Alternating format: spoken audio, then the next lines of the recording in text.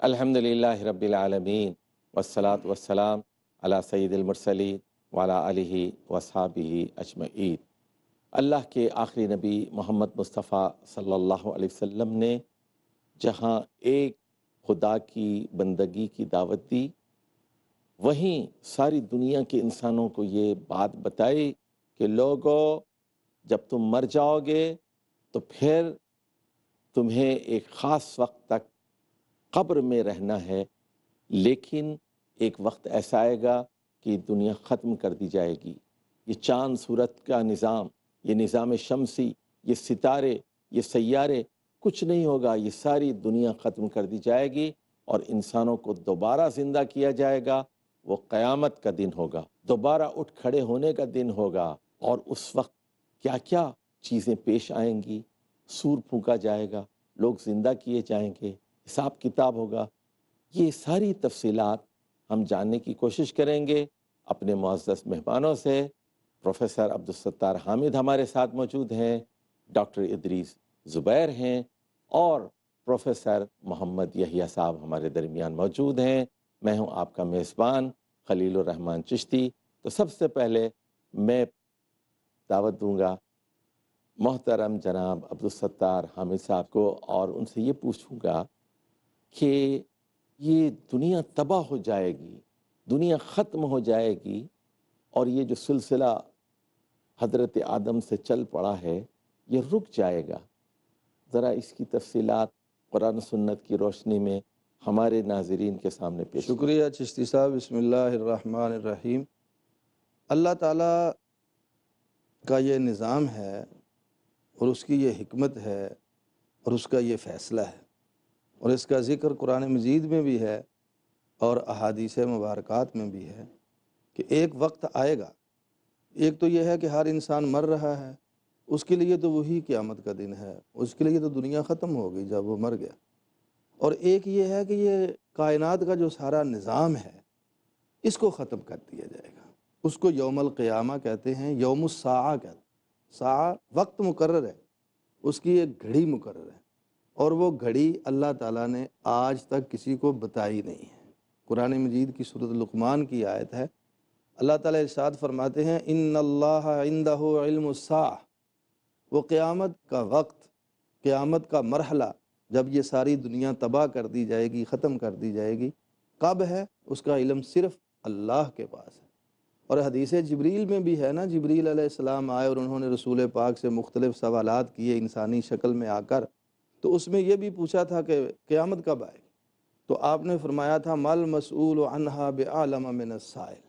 جس طرح سوال کرنے والے جبریل کو پتہ نہیں ہے کہ قیامت کب آئے گی، اسی طرح سوال کیے جانے والا میں محمد صلی اللہ علیہ وسلم جو ہوں، مجھے بھی اللہ تعالیٰ نے یہ نہیں بتایا کہ قیامت کب آئے گی۔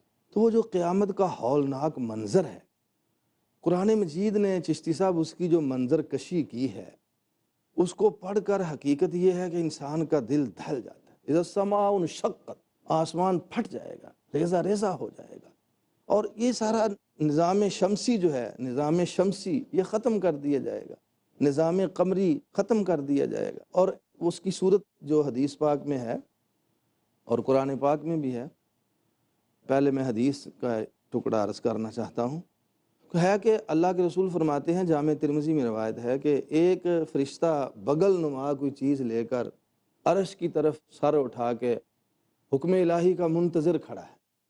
جو ہی اللہ کی طرف سے حکم ہوگا وہ اس میں پھونک مارے گا، یوم ینفخ فی الصور فصعق من فی السماوات ومن فی الارض الا ما شاء اللہ۔ تو آسمان و زمین میں جو کچھ ہے وہ اس چیخ کی آواز کو سن کر وہ گھبراہٹ کا شکار ہو جائے گا، اور پھر اس کے بعد دوسرا نفخہ ہوگا۔ حضرت صلی اللہ علیہ وسلم کی ایک حدیث مبارکہ کہ آپ فرماتے ہیں کہ اللہ کا فرشتہ ایک اونچی دنیا کی چٹان پہ کھڑا ہو کے پھونک مارے گا، اور آواز آئے گی ایتھا العظام البالیہ۔ جو حدیث میں بھی ہے کہ آپ فرماتے ہیں کہ دکاندار کپڑا دکھا رہا ہوگا، کوئی آدمی اپنا کنواں درست کر رہا ہوگا، کوئی آدمی اپنی فصل کو پانی دے رہا ہوگا، کوئی کاروبار کر رہا ہوگا، اچانک وہ چیخ کی آواز سنیں گے اور وہیں ان پر موت واقع ہوگی۔ جزاک اللہ خیر۔ یہ قیامت کا پہلا مرحلہ ہوگا۔ اچانک قیامت آئے گی۔ قرآن کہتا ہے ان زلزلۃ الساعۃ شیء عظیم اذا زلزلت الارض زلزالها۔ ڈاکٹر صاحب ایسا لگتا ہے یہ ایک لوکل زلزلہ نہیں ہوگا بلکہ بین الاقوامی زلزلہ ہوگا، دنیا کے تمام ملکوں پہ زلزلہ آئے گا، ساری عمارتیں گر جائیں گی، پرندے اور انسان اور جانور، جنگلی جانور سب کے ہوش اڑ جائیں گے۔ یہ ذرا تفصیل سے بتائیے کہ کیا منظر ہوگا قیامت کا۔ بسم اللہ الرحمن الرحیم۔ یہ منظر تو قرآن مجید کی ان آیات سے محترم جناب پروفیسر عبدالستار حامد صاحب نے بیان کر دیا ہے، لیکن بہرحال حقیقت یہی ہے کہ کون ہے جو اس منظر کو دیکھ سکے اور برداشت کر سکے۔ ناقابل برداشت لمحے ہوں گے وہ، ناقابل برداشت شور ہوگا، ناقابل برداشت تباہی ہوگی۔ انسان کو اس وقت اپنی بھی حالت یاد نہیں ہوگی کہ میں کس حال میں کھڑا ہوں۔ یہ دنیا میں اس تباہی کے منظر کو بعض اوقات دیکھنا پڑتا ہے۔ زلزلہ جب آتا ہے، گھروں میں بیٹھے ہوتے ہیں تو اس وقت اپنی ذاتی حالت کیا ہوتی ہے؟ قریب بچہ پڑا ہوا ہے، بیٹا دوسرے کمرے میں سویا ہوا ہے، اس طرح کی کیفیت ہوگی کہ اچانک ہی گھبراہٹ، خوف اور فرار کی کوئی راہ مگر کوئی نظر نہیں آئے گا، اس لیے کہ زمین، آسمان، ارد گرد سب کچھ تباہی کا شکار۔ تو یہ مناظر جو قرآن مجید نے کھینچے ہیں یہ باقی قابل غور ہیں۔ یوم تبدل الارض غیر الارض والسماوات، آسمان جو اس وقت نظر آ رہے ہیں اور زمین جو نظر آ رہی ہے سب کچھ بدل دیا جائے گا، اور یہ بدلے گی کیسی کہ لا تری فیہا عوجا ولا امتا، کہ ایسا اللہ صاف کر دے گا اس کو چٹیل میدان کی طرح کہ نہ کوئی اونچی چیز نظر آئے گی، پہاڑ کوئی نظر آئے گا، کوئی چھوٹی سی چٹان نظر نہیں آئے گی، اور نہ ہی کوئی گہری چیز نظر آئے گی، خشک زمین۔ یہ سب کچھ مناظر ہیں جو مستقبل میں پیش آنے ہیں۔ یہ نظام اللہ تعالیٰ نے اس لیے بھی بنایا ہے کہ اس دنیا میں ہم انصاف کے متلاشی رہتے ہیں مگر انصاف نہیں ملتا۔ ایک بڑا آدمی چھوٹے کو قتل کر دیتا ہے، یہ جو قتل کیا گیا ہے ٹھیک ہے، وہ مقتول کم از کم جاتے جاتے یہ تو سوال کر سکتا ہے کہ دنیا میں کوئی ہے جو میرے اس خون کا بدلہ اس شخص سے لے سکے، اور اگر کوئی نہیں لیتا تو اس کا مطلب ہے میرا آنا بیکار، مجھے تو انصاف نہ مل سکا۔ تو اللہ تعالیٰ نے قیامت کا دن اس لیے رکھا ہے کہ اس دن ان مجرموں کو ان کے کیے کی سزا ملے، اور جو مظلوم ہیں یا اچھے لوگ ہیں ان کو ان کی بہترین جزا ملے۔ اسی لیے تو اللہ تعالیٰ نے یہ سوال اٹھایا ہے قرآن مجید میں، افنجعل المسلمین کالمجرمین ما لکم کیف تحکمون افمن کان مومنا کمن کان فاسقا، کہ ایک مومن اور ایک بد کردار، برابر ہو بدعمل سکتے؟ فاسق، یہ کیا دونوں برابر ہو سکتے ہیں؟ اور پھر خود ہی جواب دیا ہے لا یستوی اصحاب النار و اصحاب الجنہ، جنت والے اور دوزخ والے کبھی برابر برابر نہیں ہو ہو سکتے۔ اس لیے اس دن کو یوم الدین کہا گیا ہے، جس کو ہم روز نماز میں پڑھتے ہیں، مالک یوم الدین، کہ جو ہم یہاں کر رہے ہیں جزا وہاں ملے گی۔ شکریہ بہت بہت پروفیسر صاحب۔ ہم دیکھتے ہیں کہ وہ ممالک جہاں سیکولر نظام ہے، جو خدا اور مذہب پر یقین نہیں رکھتے، ان کے ہاں بھی ایک عدالتی نظام ہے، ان کے ہاں بھی پولیس اور جزا و سزا کا ایک نظام ہے۔ کیا یہ تضاد نہیں ہے ان کا کہ وہ آخرت کا انکار کرتے؟ اور پروفیسر صاحب نے بڑی عظیم بات کی ہے کہ دنیا میں کامل انصاف نہیں مل سکتا۔ ہم دیکھتے ہیں مثال کے طور پر ایک آدمی 100 قتل کرتا ہے، چلیے پکڑا بھی گیا اور اس کو پھانسی بھی ہوئی تو ایک پھانسی ہوئی، قتل تو اس نے 100 کی، یعنی 100 عورتوں کو اس نے بیوہ کیا، 500 بچوں کو اس نے یتیم کر دیا۔ بالکل اسی طرح ہم دیکھتے ہیں کہ بہت سارے نیک لوگ ایسے گزرے ہیں، ساری زندگی تکالیف برداشت کرتے رہے لیکن انہیں کوئی جزا نہیں ملی۔ عقل کیا کہتی ہے قیامت کے بارے میں؟ یہ عقل سے آگے بڑھ جائیں، جو جس راستے پہ چل کے وہ سمجھ رہے ہیں کہ ہم انکشافات کر رہے ہیں، سائنس وہ کیا کہتی ہے؟ کہتے ہیں کوئی عمل ضائع نہیں ہوتا کسی کا، وہ موجود رہتا ہے کائنات میں، کہیں خود موجود ہے۔ تو بس آوازیں بھی کہتے ہیں آوازیں ضائع نہیں بھی ہوتی، نہیں ہوں گی، سائنس کچھ بھی، یہی کہہ رہی ہے آج کل۔ کوئی عمل بھی ایسا نہیں رہے گا، نہیں آتا۔ تب جب یہ سب کچھ موجود ہے تو یہی جو ایمان نہ ہونا ہے، اس سے بڑی بدقسمتی اور جہالت اور کوئی نہیں۔ یہ دنیا میں جو کچھ ہو رہا ہے اور جس طرح سے جو کوئی کر رہا ہے اس سے پوچھیے نا، جس سے ظلم جس پہ ڈھایا جاتا ہے، اور اس سے پوچھیے جس کا حق کھایا جاتا ہے، اور اس سے پوچھیے جس کو بغیر کسی گناہ کے اس کے پرخچے اڑا دیے جاتے ہیں، بمبارمنٹ کر دی جاتی ہے، تباہیاں پھیر دی جاتی ہیں، باراتوں پہ بھی چل رہا ہے یہ سب، ان سے پوچھیے کہ ان کے دل پہ کیا گزرتی۔ انسان کو اللہ نے انصاف کی محبت دی ہے، اس لیے سیکولر بھی انصاف کا نظام قائم کرتے ہیں۔ وہ زیادتی برداشت نہیں کرتا، یہ انسان کی فطرت میں موجود ہے اندر۔ تو جب وہ زیادتی برداشت نہیں کرتا تو اس کا لازمی نتیجہ یہی ہونا چاہیے کہ وہ سمجھے میرے ساتھ زیادتی ہوئی تو بھی میرا ایک مطالبہ موجود رہے گا، دعویٰ موجود رہے گا، اور میں نے کسی پہ زیادتی کی تو وہ بھی مطالبہ اور دعویٰ موجود رہے گا۔ یوم الدین یہی تو ہے۔ پروفیسر صاحب، مجھے ایک وقفہ لینا ہے، لیکن میں آپ سے وقفے کے بعد یہ پوچھنا چاہوں گا کہ قیامت کے امکان کے بارے میں انسانی ضمیر کیا کہتا ہے؟ ضمیر کی کیا آواز ہے؟ ناظرین، قیامت کے دن کیا ہوگا اور کیا مراحل ہیں، کیا تفصیلات ہیں، اس پر ہم اپنے 3 معزز مہمانوں سے گفتگو کر رہے ہیں، اور یہ ساری معلومات ہمیں اللہ کے آخری نبی محمد صلی اللہ علیہ وسلم نے فراہم کی ہیں۔ ان کا جاننا اور ان پر ایمان لانا ضروری ہے۔ ہمارے ساتھ رہیے، وقفے کے بعد آپ سے ملاقات ہوگی۔ اس وقت تک کے لیے السلام علیکم ورحمۃ اللہ وبرکاتہ۔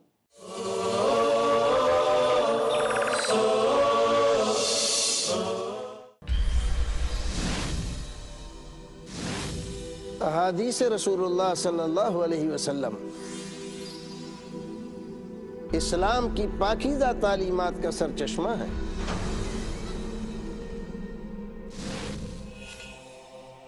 دشمنان اسلام کا ایک گروہ اس پاکیزہ چشمے کو گدلا کرنا چاہتا ہے۔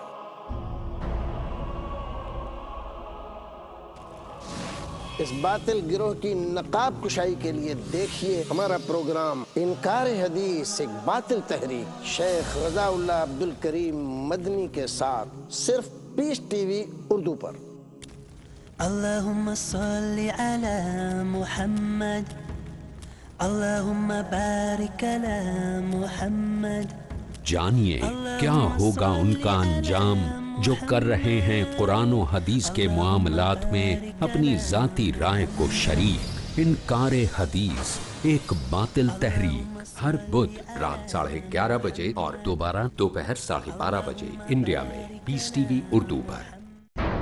جبرائیل لے آتے تھے اللہ کا پیغام، سنتے تھے جن غور سے اللہ کے رسول صلی اللہ علیہ وسلم۔ نبی کریم صلی اللہ علیہ وآلہ وسلم کے اقوال، افعال اور تقاریر، ان تینوں کو حدیث کہا جاتا ہے۔ توحید کی حمایت کے لیے، مومنوں کی قیادت کے لیے، اسلام کو پھیلانے کے لیے، ہماری رہنمائی کے لیے اللہ کے رسول صلی اللہ علیہ وآلہ وسلم کے فرمان کو محفوظ کر لیا گیا۔ ڈاکٹر محمد حماد لکھوی۔ حدیث جبریل کو متفق علیہ حدیث کہتے ہیں، یہ دین کی بنیاد ہے۔ جن کو لے کر رسول اللہ صلی اللہ علیہ وسلم کے پاس آتے رہے جبریل علیہ السلام، جانیے ان پیغامات الہی کی تفصیل حدیث جبرائیل، ہر جمعہ رات 7:30 بجے اور دوبارہ صبح 10:30 بجے انڈیا میں پیس ٹی وی اردو پر۔ اللہم صلی علی احادیث نبوی صلی اللہ علیہ وسلم۔ حضرت عمر بن ابی سلمہ رضی اللہ عنہ سے روایت ہے کہ رسول اللہ صلی اللہ علیہ وسلم نے ارشاد فرمایا، بیٹے بسم اللہ پڑھ لیا کرو، داہنے ہاتھ سے کھایا کرو اور برتن میں وہاں سے کھایا کرو جو جگہ تم سے نزدیک ہو۔ صحیح بخاری جلد نمبر 7 کتاب الاطعمہ باب نمبر 2 حدیث نمبر 5376۔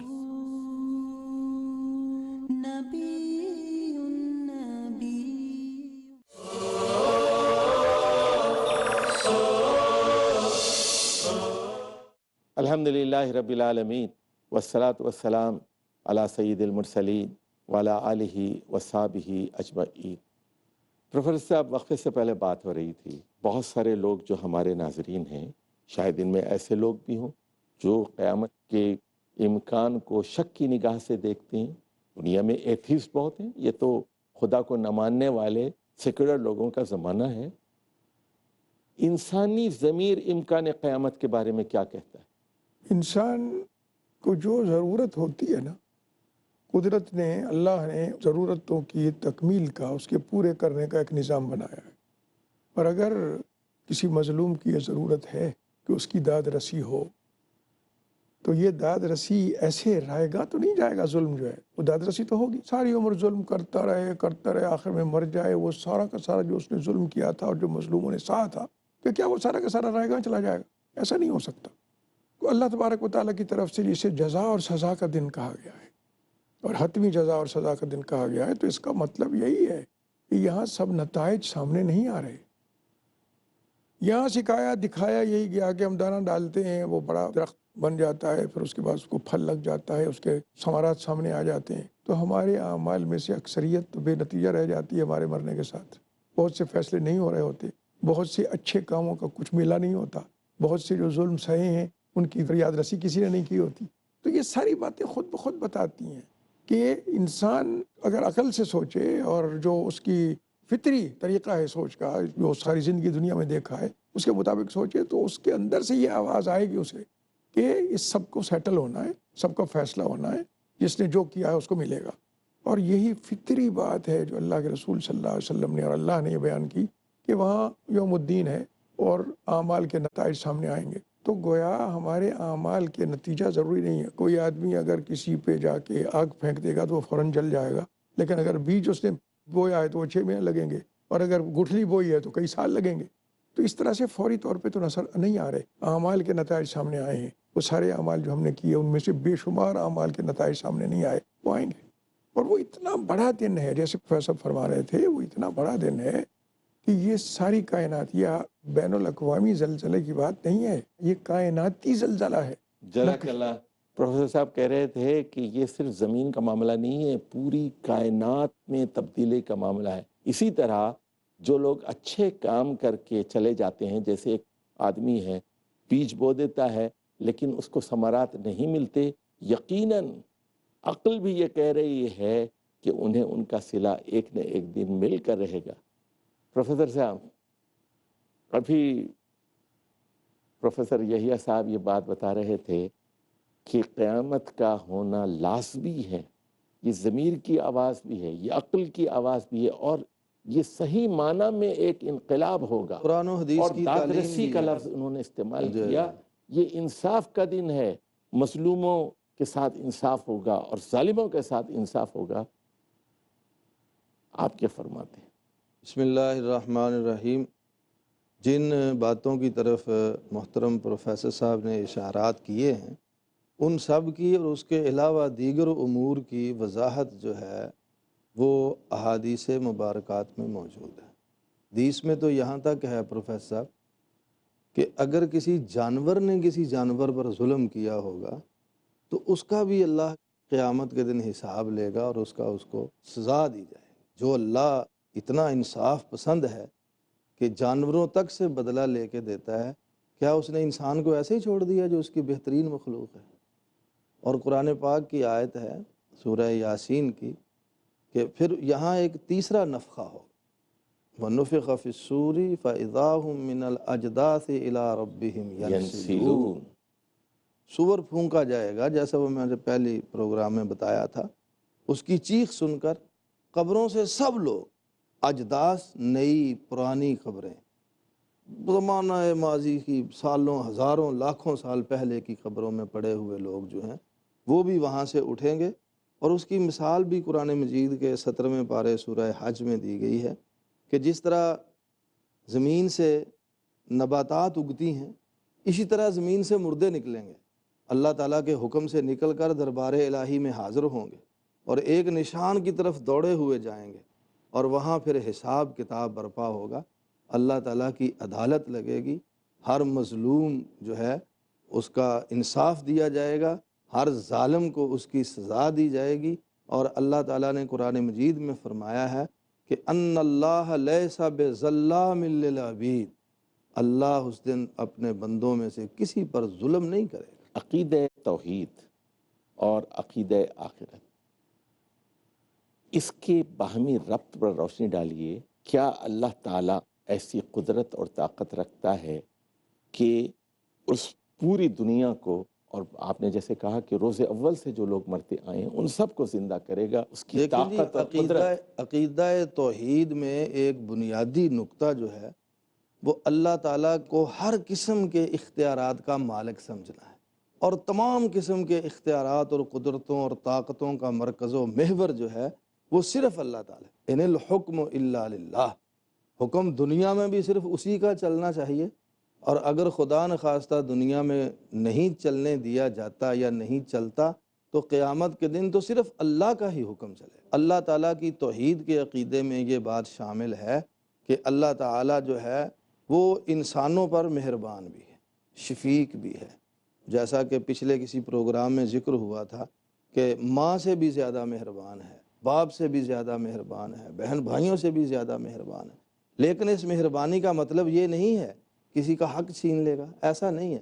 عقیدہ توحید اور عقیدہ آخرت کے درمیان مطابقت یہ ہے کہ اللہ تعالیٰ چونکہ تمام اختیارات کا مالک ہے، اس لیے وہ اپنے کلی اختیارات کو بروئے کار لاتے ہوئے قیامت برپا کرے گا، حساب کتاب کا دن ہوگا، اور وہاں اللہ تعالیٰ کے حضور ہر انسان بلکہ ہر مخلوق پیش ہوگی، اور ہر انسان کے اعمال کا مواخذہ کیا جائے گا، اور اس کے مطابق جو ہے اس کی کامیابی اور ناکامی کا، جنت اور دوزخ کا فیصلہ کیا جائے گا۔ دیکھنا لمن الملک اليوم، کس کی آج بادشاہت ہے؟ سب بادشاہ کمزور ہوں گے، اور جتنی قرآن بھی مجید انسانیت میں تو جمع یہ بھی ہے ہوگا نا جی کہ والسماوات مطویات بیمینہ، اللہ کے ہاتھ میں آسمان جو ہے لپٹ کے ایسے۔ بالکل۔ دیکھیے اللہ کا حکم یہاں چل رہا ہے، جو اس نے ہمیں اختیار دیا کہ اس معاملے میں تم فیصلے کر لو، نہ اختیار غلط استعمال کر رہے ہوں تو اور بات ہے، صحیح ہے، فیصلہ تو اسی کا چل رہا ہے۔ اب بھی نتائج یہاں بھی آ رہے ہیں، جتنے ضروری ہیں وہ سارے یہاں بھی آ رہے ہیں۔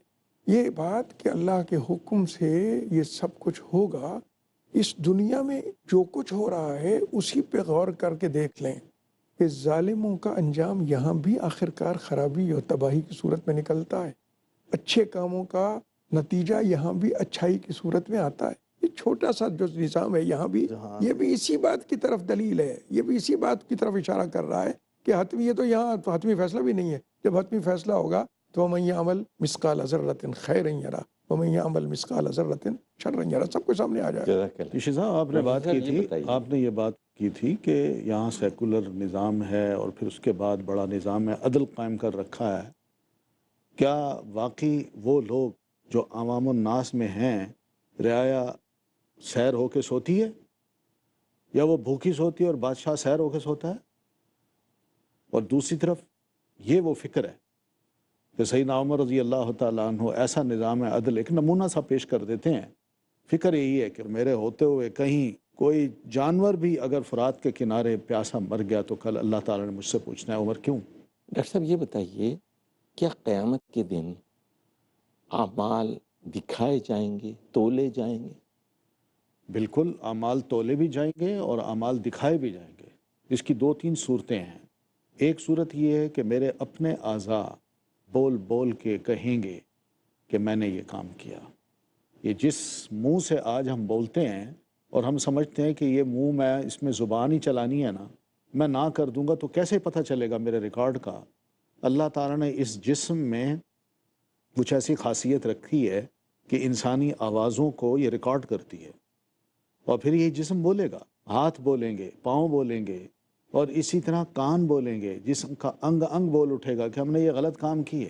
ایک تو انسان کا اپنا وجود، اگر انسان کی زبان اس کے اعمال کا انکار کرے گی تو پھر اللہ تعالیٰ اس کے اعضاء کو بلائے، اور وہ اعضاء کہیں گے کہ جس خدا نے سب کو نطق بخشائے انہوں نے انطقنا اليوم نختم على افواہہم وتکلمنا ایدیہم وتشہد ارجلہم بما کانوا یکسبون۔ ابھی پروفیسر صاحب یہ کہہ رہے تھے کہ قیامت کے دن آپ کے اپنے اعضاء گواہی دیں گے کہ آپ نے کیا کچھ کیا ہے۔ لوگوں، یہ ہمارے لیے سوچنے کا مقام ہے کہ ہمیں ایک دن اپنے پیدا کرنے والے رب کے حضور حاضر ہونا ہے، اور اللہ تعالی ہمارے سارے اعمال ہم کو دکھا دے گا۔ اعمال دکھا بھی دیے جائیں گے، اعمال تولے بھی جائیں گے، اور وہ اللہ، وہ خدا جس نے یہ انجمن سجائی ہے ایک دن اس کو برخاست بھی کرے گا اور پردہ ڈال دیا جائے گا، اور عقل بھی یہی کہتی ہے کہ ایسا ہونا لازمی اور ضروری ہے۔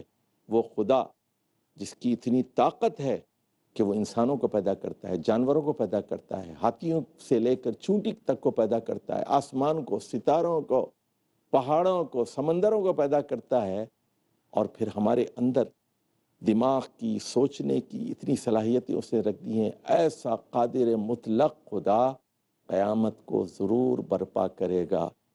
جب تک کہ نہ دیکھا تھا قد یار کا عالم، میں معتقد فتنہ محشر نہ ہوا تھا۔ اقول قولی ھذا واستغفر اللہ لی ولکم ولسائر المسلمین واستغفروہ انہ هو الغفور الرحیم۔